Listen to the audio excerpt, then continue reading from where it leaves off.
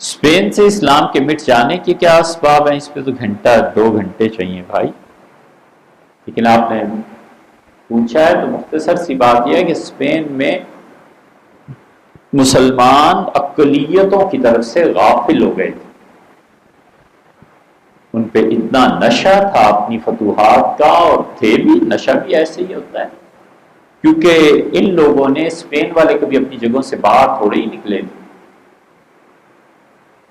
اور اسپین والے غدار تھے، تو غداری میں راستے بتا دیتے تھے کہ کہاں سے جا کر کہاں پہ تم حملہ کرو تو اس شہر کو پٹا لو گے، مسلمان وہی کرتے تھے، حتیٰ کہ ایک مرتبہ ایک راستہ مل ہی نہیں رہا تھا کسی کو، تو ایک حبشی تھا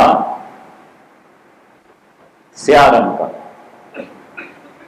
وہ ٹہل رہا تھا تو اسے پانی آتا ہوا دکھائی دیا کہ پانی ایک طرف سے آ رہا ہے، چشمہ سا، اور کاریز ہے، کاریز کا مطلب اس کے جو پائپ ہے وہ لوہے کا بنا ہوا ہے، اس سے پانی، اسے پیاس لگ رہی تھی، اس سے کہا یہ پانی آتا کہاں سے، یہ بھی تو دیکھو، اس کاریز کو کھود کے چلا گیا، ہوتے ہوتے وہ ایسی جگہ پہ اندر جا کر پہنچ گیا، باغ تھا،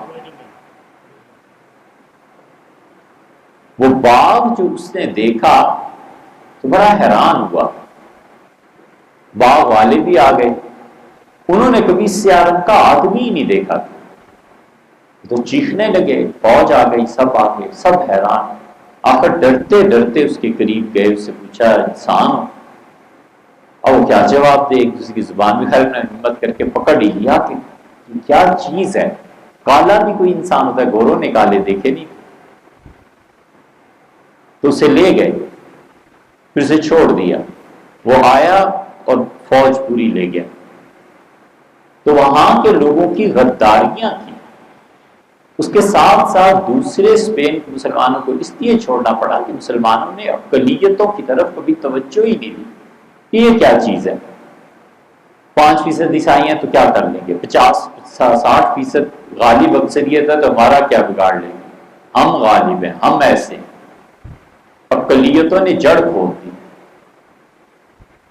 اس لیے کسی بھی مملکت میں جب کسی طبقے سے لوگ غافل ہو جاتے ہیں حکمران، تو وہی طبقہ غالب آ جایا کرتا ہے، یہودیوں نے نکال دیا۔ ایک سبب یہ بھی تھا کہ مسلمانوں میں غیر معمولی جذباتیت تھی، یہ جذبات جب کسی انسان کی عقل پہ غالب آتے ہیں نا تو ضرور نقصان ہو جاتا ہے۔ برٹنیکا دیکھیے گا، اس نے جن چیزوں کو لکھا ہے اس میں سے ایک چیز یہ تھی کہ یہودیوں نے ایک منصوبہ بنایا، انہوں نے کہا مسلمانوں کو سب سے زیادہ جس چیز پہ چڑ ہے وہ ہے کیا؟ معلوم ہوا کہ حضرت رسالت پناہ صلی اللہ علیہ وسلم کی توہین۔ یہودیوں نے کہا ہر ہفتے ایک آدمی کھڑا ہو قرطبہ کی مسجد میں اور توہین کرے، مسلمان پکڑیں گے، قاضی کے پاس لے جائیں گے، قاضی سے قتل کروا دے گا، وہ جو میت اور لاش ہے وہ گرد و پیش کے ممالک میں بھیجی جائے، عیسائیوں اور یہودیوں کو بتایا جائے کہ یوں قتل عام ہو رہا ہے۔ یہی حرکت انہوں نے کی، اس سازش کو لوگ سمجھ نہیں سکتے، نتیجہ اس کا یہ نکلا کہ حضرت رسالت بنا صلی اللہ علیہ وسلم کے معاملے میں جذباتیت سے کام لینے کی وجہ سے اس اقلیت نے اکثریت کو اجاڑا، یہ بات اور یہ چیز سمجھ میں آ گئی تھی اورنگزیب رحمۃ اللہ علیہ کی، اور اورنگزیب جان گئے تھے کہ ہماری یہ جو اکثریت ہندوؤں کی ہے نا، اگر ہندوؤں کا کوئی علاج نہ ہوا ہندوستان ہاتھ سے نکل جائے گا، اس لیے انہوں نے حکم دے دیا تھا کہ تمام مساجد دن رات کھلی رکھی جائیں، اور ٹیوٹرز مقرر کیے کہ جو بھی غیر مسلم آ کے اسلام قبول کرنا چاہے آپ کی ڈیوٹی ہے، پیسے گورنمنٹ سے، سرکاری تبلیغ قائم ہو گئی، ہندو آتے تھے پوچھتے تھے، مسلمان ہوتے تھے نہیں ہوتے تھے، جیسے معاشرے میں ایک روٹین ہوتی ہے ایسے ہی ہوتا تھا، لیکن اورنگزیب رحمۃ اللہ علیہ سمجھ گئے تھے کہ ہم نے جو ہندوؤں پہ کام نہیں نہ کیا اور دعوت کے راستے ان پہ بند کیے رکھے ہیں، یہ ہماری تباہی کس دن بن جائے گی، اور وہ بھی گئے۔ یہ جو چائنیز آ رہے ہیں نا، اللہ نہ کرے خدا وہ دن نہ دکھائے، لیکن صدی 2 صدی میں ہوگا یہی ہم بالکل غافل بیٹھے ہوئے ہیں کہ چائنا کر کیا رہا ہے، وہ آ کیوں رہے. ہمیں اور چیزوں سے بحث نہیں ہے، باقی لوگ جانتے ہیں، ہمیں دین سے بحث ہے. اے بھیا سوشلزم کا نظام لانا ہے پورا. آئیں گے سوشلسٹ اکانومی ہوگی اور اس میں فرد اپنی جائیداد سے محروم ہوگا. فرد کو لڑ کے اپنی جائیداد سے محروم کرانا یہ کبھی بھی شرفا کا کام نہیں، اور نہ ہی امید ہے یہ کریں گے یہ کہ جائیداد خریدیں گے. زرعی زمین ہے، کتنا سالانہ آتا ہے؟ وہ کہے گا 1 لاکھ، وہ کہے گا لو ہم تمہیں 50 لاکھ دیتے ہیں. زراعت کی زمینیں بکیں گی. جب زمینیں بکیں گی تو عشر کا نظام ختم ہوگا، اور اس کا نظام کا اثر جا کر زمینوں کی وجہ سے پڑے گا مزارے پہ. مزارات ختم ہو جائے گی، مزارے نہیں رہیں گے. تو ووٹ ٹوٹ گیا. جب ووٹ ٹوٹے گا تو حکومت بھی ٹوٹے گی. ڈیموکریسی ہے پہلے کون سی ہے یا کیا اس کی تعریف کرنی ہے؟ وہ چائنا کا سوشلزم کا نظام اس راستے سے آ جائے گا. اور جب وہ آ جائیں گے اس نظام کے تحت تو پھر کون سا دین رہے گا اور کون سی چیزیں رہیں گی. اس لیے اگر اب بھی لوگ چائنا کی زبان ایک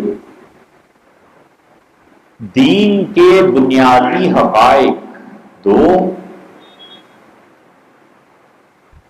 تصوف کی ریت، 3 اور اتنے گہرے عقل مند جو دین کو عقل کے ذریعے ثابت کر سکے، یہ 4 جہاد نہیں ہوں گی، ہم پٹ جائیں.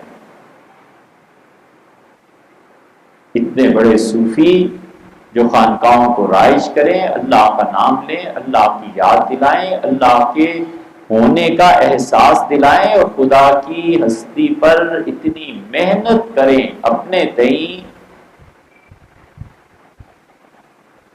کہ وجدان سے خدا ثابت ہو. شدید ضرورت ہے اس. کیا کریں؟ ٹیلنٹ نہیں آتا اس طرف، ذہین آدمی نہیں آتا، نہ دین کی طرف آتا ہے نہ تصوف کی طرف آتا ہے. وہ صوفی جس میں اتنی ہمت ہو کہ 8 گھنٹے بیٹھ کے وہ مراقبہ کر سکے، 6 گھنٹے بیٹھ کے ذکر کر سکے، جم کے پڑھ سکے، لوگ آتے ہی. اسی لیے خانقاہیں جو، اور اس دین کو عقل سے ثابت کرنا، فلسفہ، کلام، منطق، میتھمیٹکس، جیومیٹری، یہ سارے علوم ایسے ہیں کسی حد تک موسیقی. ہمیں اب کیا کہنا ہے؟ جو بھی لگائیں گے فتوی، اب ہم خود ہی فتویٰ دے دیا کرتے ہیں.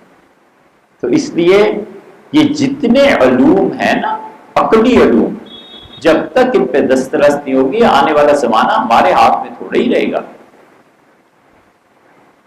یہ ایران کا جو انقلاب آیا ہے، خمینی صاحب نے 10 سال تہران یونیورسٹی میں پڑھایا تھا، اور پڑھایا کس کو تھا؟ ابن عربی رحمۃ اللہ علیہ.